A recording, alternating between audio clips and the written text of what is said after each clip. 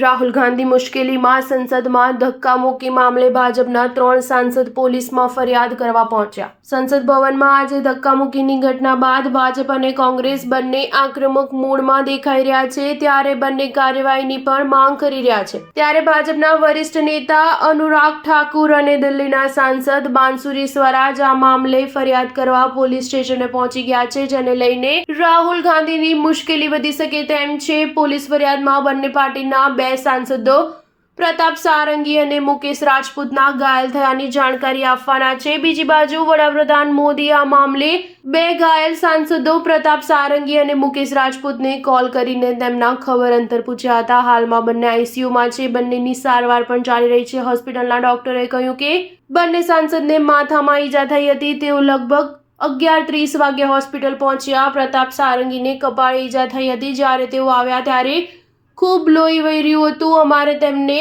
ટાંકા લેવા પડ્યા કારણ કે ખૂબ ઊંડો ઘા હતો. તેમનું બ્લડ પ્રેશર પણ વધી ગયું હતું. તેથી અમે ટેસ્ટ કરાવી રહ્યા છીએ અને બ્લડ પ્રેશરને સ્થિર કરવાનો પ્રયાસ કરી રહ્યા છીએ. અમે મગજનું સીટી સ્કેન પણ કરાવી રહ્યા છીએ. સંસદમાં ધક્કામુક્કી મામલે કોંગ્રેસ સાંસદ વતી લોકસભા અધ્યક્ષ ઓમ બિરલાને પત્ર લખવામાં આવ્યો હતો. આ પત્ર કોંગ્રેસના સાંસદ કેસી વેણુગોપાલ, કે સુરેશ મણિકમ ટાગોર દ્વારા લખવામાં આવ્યો હતો, જેમણે આ મામલે કાર્યવાહીની માંગ કરી હતી. સ્ટાર ન્યૂઝ 7 હંમેશા સચ્ચાઈની સાથે.